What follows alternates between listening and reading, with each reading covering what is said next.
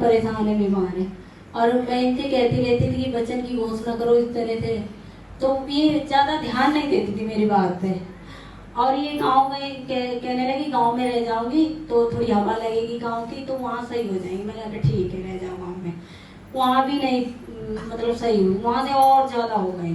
फिर यहाँ आई फिर क्या नाम, यहाँ भी परेशानी सुनी, मतलब ये ध्यान नहीं देती थी वचन पे, मैं बताती रहती थी। फिर एक दिन क्या हुआ कि इतनी परेशान हो गई, ये कह रही इससे तो मैं मर जाऊँ तो सही है, ये ऐसी ज़िंदगी से क्या है कि मैं 3-4 महीने हो गए जब से मैं पढ़ी हूँ, इससे तो मैं मर जाऊँ तो सही है। तो मैंने कहा प्रभु ने मरने के लिए बुलाया तुम्हें अपने पास। मैंने कहा वचन लो और उसका सामना करो। मैंने कहा परमेश्वर के अधीन होकर शैतान का सामना करो, सामना करने के लिए परमेश्वर ने बुलाया है।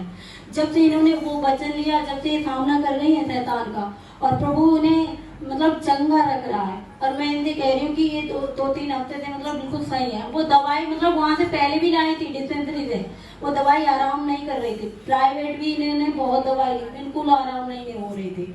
और वही दवाई मतलब अब बिल्कुल सही है उसी दवाई से। और मैं यही कहती थी कि वचन की घोषणा करो, वचन की घोषणा करो।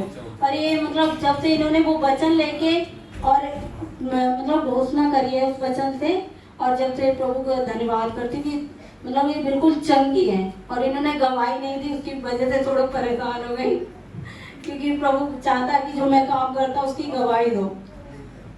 तो अब बिल्कुल सही है, और वही वचन लेके शैतान का सामना कर रही है। बार बार अगर दिक्कत आती है ना, तो वही वचन लेके और शैतान का सामना करती है, और वो इनके पास से भाग जाता है।